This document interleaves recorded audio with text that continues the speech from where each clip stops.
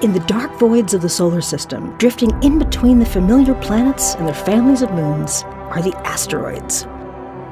There may be 1 million, perhaps 2 million of these cold, dark rocks, but these small worlds are anything but dull.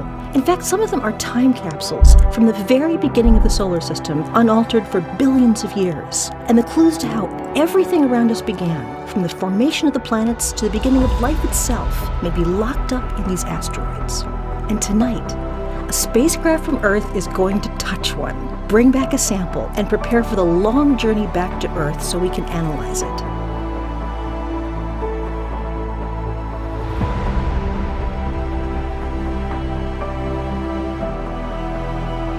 OSIRIS-REx has descended below the 5-meter mark. The hazard map is go for tag. Contact expected in 50 seconds. We're going in. We're going in.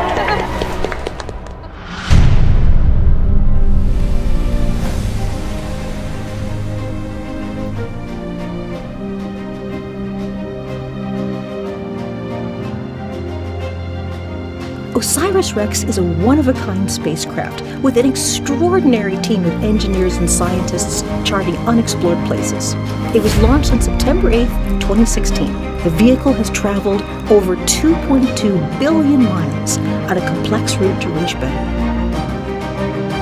You are here with us on a historic evening. It'll be NASA's first sample return from an asteroid, the attempt to actually sample the asteroid Bennu. This is a reality. We're actually going to be trying to sample on an asteroid.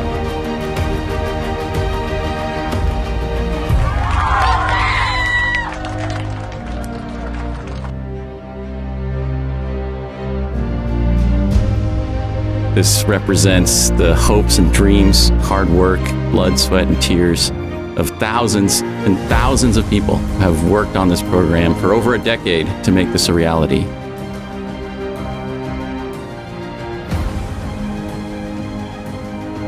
The mission is dedicated to my friend and my mentor, Dr. Michael Drake. Mike passed away just 4 months after we were selected by NASA to lead this mission. And, he left some parting words. And he said, first of all, you can do this. You've got the team. We're one team. These are big questions. Everybody's rooting for you. Everybody's behind you. And we can take that and lead them forward. It's just amazing. We've been rehearsing this event, all the different mission calls and milestones, but then to actually be here tonight and realize that this is going on 200 million miles away. That's right, yeah. I'm pretty excited. 3, 2, 1. And liftoff, OSIRIS-REx.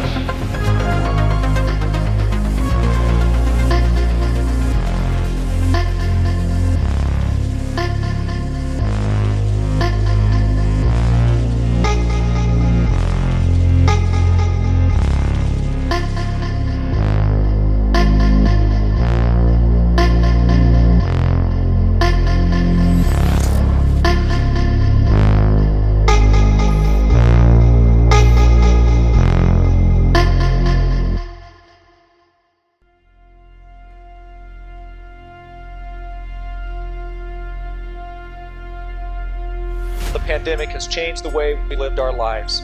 Masks and social distancing have become a way of life. As the whole world was coming to grips with the pandemic in the March timeframe, this team was in the midst of preparing for the checkpoint rehearsal that would take the spacecraft only 65 meters above the surface. So we had to rethink the entire way in which we were going to do that rehearsal with only a skeleton crew here in the building and with many of our team members remote. I think the hardest phase of the mission was in spring of 2020 when the COVID pandemic hit. It was a scary time and we were exhausted. And I would say probably by April, about a month after the lockdown, I wasn't sure we were going to be able to do it. And it wasn't because of the technical challenges, but it was the stress and the human factors that I was really starting to worry about.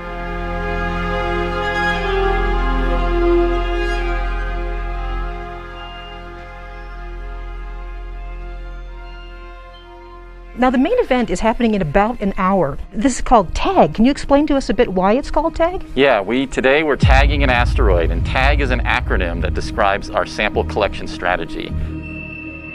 We're going to send the spacecraft down for a short duration contact with the asteroid surface, anywhere between 5 and maybe as long as 15 seconds. So we call it a touch and go, or tag an asteroid. And that sample site we're going for today, Nightingale, it's just a few meters in width. Just take a step back for a second and put yourself in the shoes of some of those engineers on this mission. And imagine trying to park a spacecraft on an asteroid 200 million miles away, in a space no larger than a few parking spots. As if parallel parking on an asteroid isn't hard enough, imagine also trying to dodge hazards like rocky boulders as you're making your descent down to collect a sample. And on top of that, the team has actually programmed the spacecraft to steer itself down to the surface. We mapped the surface of Bennu to unprecedented resolution of 2 centimeters per pixel, which is better than what we've done on our own Earth and Moon. So it was a huge Herculean effort to get to this point where we're comfortable handing the maps and the keys over to the spacecraft to get us down into this small site today. So right behind me is the MSA, the Mission Support Area for OSIRIS-REx. And today it is filled with very excited people, the scientists, engineers, and technical specialists who've worked on this mission, in some cases for more than a decade. So back there is Gary Napier from Lockheed Martin. He's right in the middle of it all. So Gary, what's the feeling in the room? Michelle, like you said, I am just right behind you, about 20 feet. We're here in the larger Lockheed Martin Mission Support Area, where we're operating 6 of NASA's spacecraft around the solar system, 4 of them at Mars, 1 of them at Jupiter, and this one right here, OSIRIS-REx. So it's important to understand that the spacecraft is actually literally on the other side of the solar system, over 200 million miles away from the Earth. So any signal that we were to transmit here would take over 18.5 minutes to reach the spacecraft. So when we get these signals back, we're actually seeing things that happened in the past at the asteroid. Earlier we departed our orbit around the asteroid, so we're flying over the sunlit side of the asteroid, taking images for the onboard guidance system called natural feature tracking. A couple other key events that have taken place already is the spacecraft has deployed its robotic TAG-SAM sampling arm, so the arm is ready, in position to collect that sample. And we've turned on and started collecting science data from one of our science instruments, the OTIS thermal emission spectrometer. The spacecraft has already moved into its second natural feature tracking attitude and is getting onboard positional updates as we speak. And I can tell you everything is going exactly according to plan right now. It looks really good. Now, remember that this is a historic event.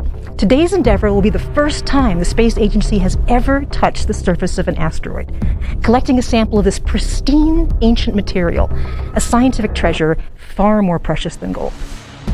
Let's talk a bit about why working in this low-gravity environment makes it tough to get a sample, because you might think sort of at first you could just take like a robotic claw or a robotic arm and scoop something up, but that's not going to work in these conditions. That's exactly right. The microgravity of Bennu provides a challenge of sampling that we don't normally face on Earth. You can imagine trying to use a shovel or a scoop on Earth, and the ground pushes against you, but the gravity keeps you on the ground. On Bennu, the surface gravity is thousands of times lower than on Earth, so if you pushed a shovel or a scoop into the ground, you'd push yourself right off the surface. So we had to come up with a technique that worked in the microgravity environment and that could work in this tag architecture, this touch and go architecture of just a few seconds long. So I understand the next big milestone we're looking for here is something called match point. That's right. So what happens at match point? Match point is the final maneuver that the spacecraft performs by firing its thrusters. That's where we become centered over the Nightingale sample site and begin that final descent down to the asteroid surface. And the spacecraft is solely focused on its safety calculation and the decision on whether or not it's going to proceed down to collect that sample. Attitude control system has transitioned to touch and go mode. Right, spacecraft's getting ready to make contact with the asteroid surface here.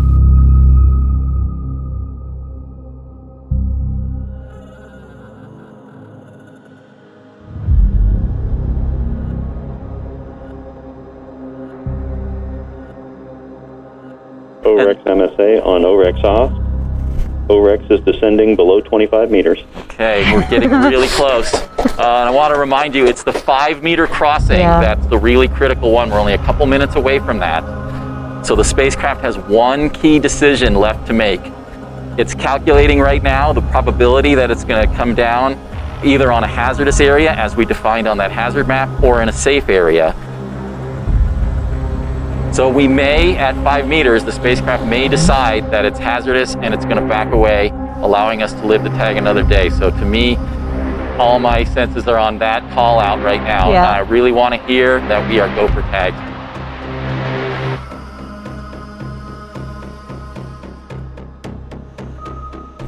Position uncertainty is 0.5 meters. Predicted tag lateral offset is 1.7 meters. Hazard probability is 0%. Tag lateral velocity is 0.2 millimeters per second. Oh my God. Tag vertical velocity is 10.2 centimeters per second.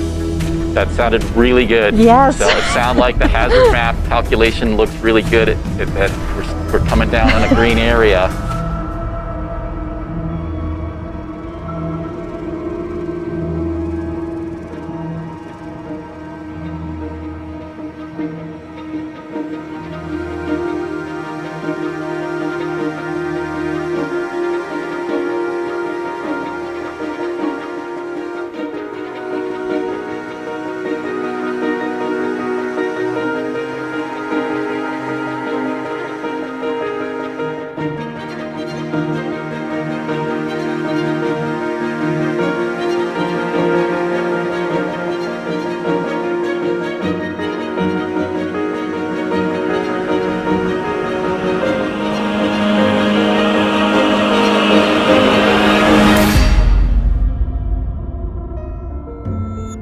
MSA on OREX off.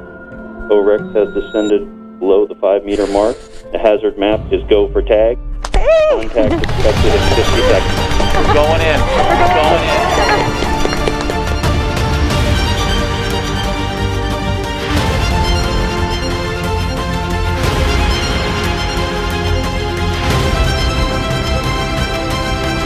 Touchdown to tag.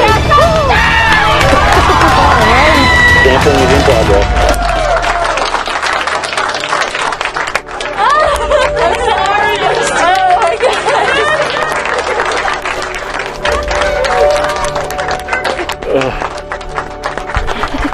Oh my gosh, we're there, folks. That was amazing. I mean, I don't know if you saw the team here, but they just kind of blew up. It went from being steely-eyed to like celebrating the Super Bowl.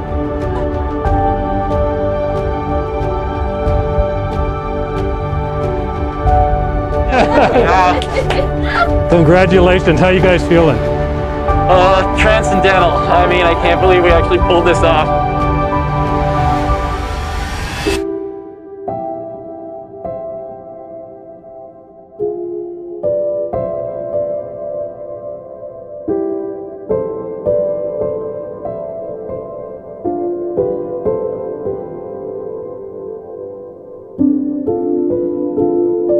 OREX MSA on OREX op.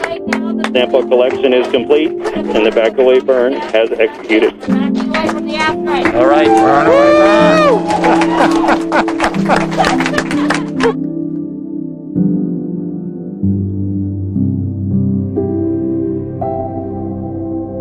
The pyro bottle's fired, so tag SAM operated. The back away thruster's fired, so we're safely moving away from the asteroid surface.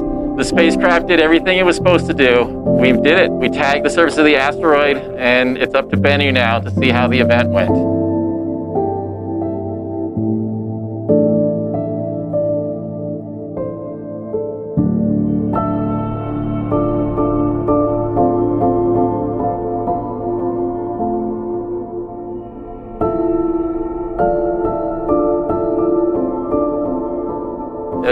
It's almost hard to process everything that's happening right now. It's overwhelming pride in this team and everything we've done to get here. I couldn't really have anything better to say about this group of people.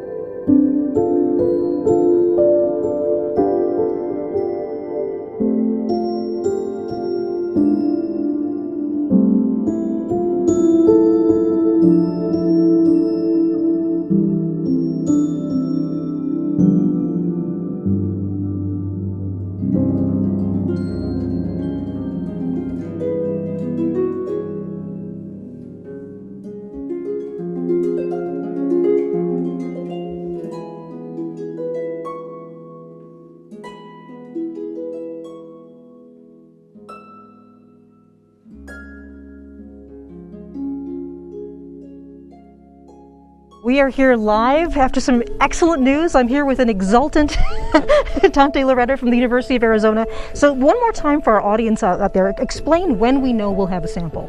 A little overwhelmed right now, Michelle, I have to say. It's been pretty intense several minutes here.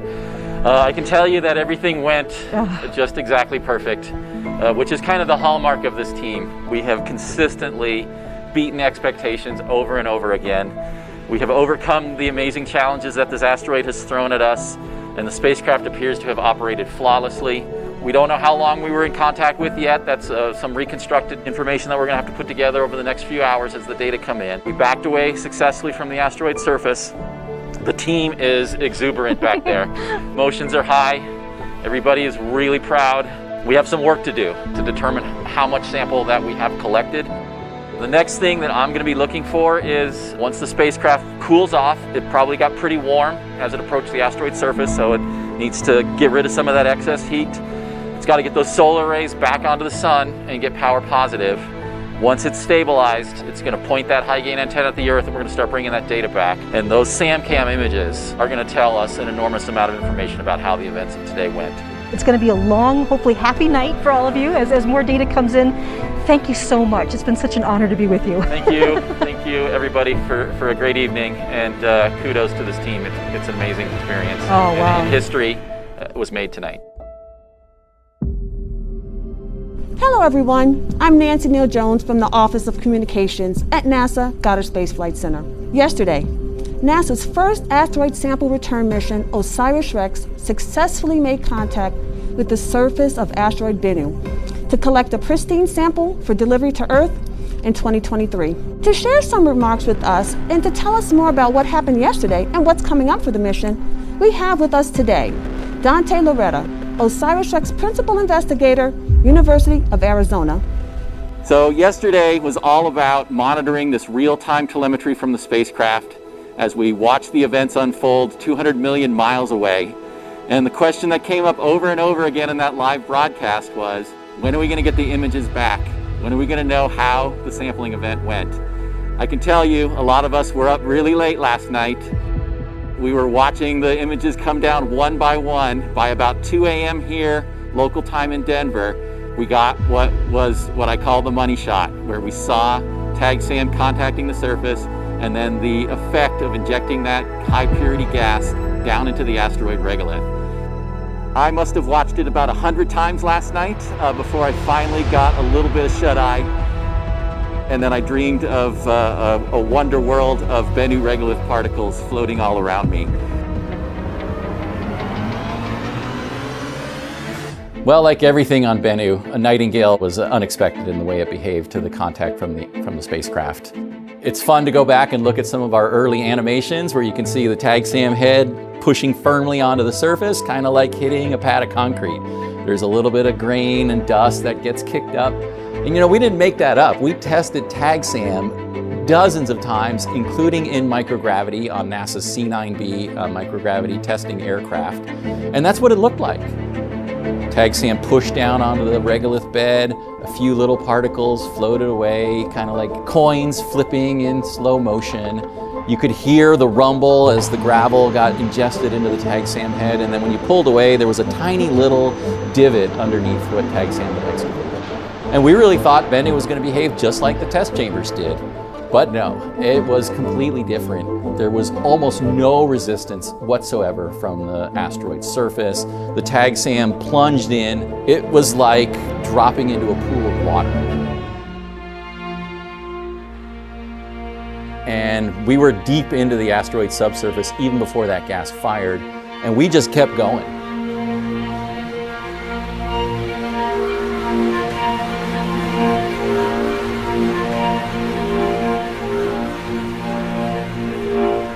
If we hadn't fired the back-away thrusters, we think the spacecraft would have just disappeared like into a pool of quicksand. So as a result of that really soft, compliant surface, the gas from TAG SAM and the thruster plumes from the back-away burn excavated an enormous crater, 8 meters or about 25 feet in diameter, way bigger than anything we expected.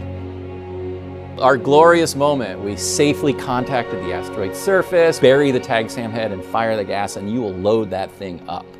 Turns out we did too good of a job. So, we backed away. 2 days later, on October 22nd of 2020, we put tag SAM through a photo shoot. All kinds of different camera angles and lighting conditions, just trying to get some hint, was there any sample that was collected in this amazing event? It looked like the tag SAM head was literally spewing material into outer space, and panic shot through me at that moment. And I was like, oh man, we're bleeding. We're losing sample at an enormous rate. About 10 grams were visible in that one shot. That was, 1/6 of our total mission requirement in a few seconds that we were seeing escaping from the tag SAM head. The good news was, the reason we were leaking material was because we had collected so many large stones that we were jamming open the safety valve meant to keep everything inside the collection chamber. So we got permission from the agency to go through rapid stow, quickly got the tag SAM head into the sample return capsule. Through some very clever mathematics, it looks like we collected about 250 grams or about 8 ounces of material. 4 times the mission requirement is what we expect is in that sample return capsule today. And fortunately, we were able to go back to Bennu in April of 2021 to get some great imagery and spectral data of the surface to really quantify the nature of that disturbance. When we designed the mission, we did not plan to go back and image the tag site after sample collection. We thought this is such a risky maneuver, get the goods and get out of Dodge kind of approach. But after that amazing and dynamic response of the asteroid surface, I couldn't leave it alone, right? I was like, this just keeps bothering me. We have to understand what we did, and we have to document it for science and for future asteroid explorers to understand why this behaves so differently. When we estimate the strength of the particles that we see on the surface, there's no way they would survive passage through Earth's atmosphere. They would simply disintegrate, forming a giant fireball. So I have high confidence that we're bringing back the kinds of material that literally, physically cannot make it to the surface of the Earth as a meteorite. All stations, the ADM burn is completed. We have a nominal ADM burn, and we're bringing the samples home.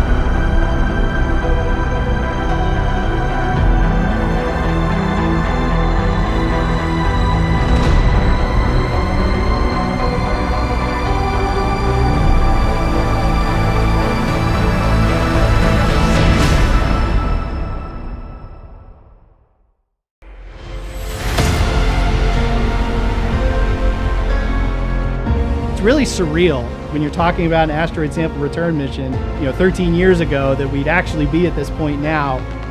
I had every confidence in the team that we get there, but your mind just isn't going there, right? You're just trying to get to launch, then you're just trying to get to the asteroid, then you're just trying to get through proximity operations and collect the sample. So you're taking a day at a time getting through operations. But yeah, now that we're here, ready to release the capsule, ready to finally collect it, culmination of all this work, decades of work, from thousands and thousands of people on the team.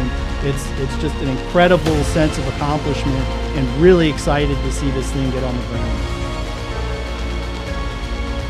All we have left to do to deliver on our promise to the agency is get that sample safely back to the Earth, get it into our laboratories, and answer the fundamental questions about the formation of our solar system and why Earth is a habitable world.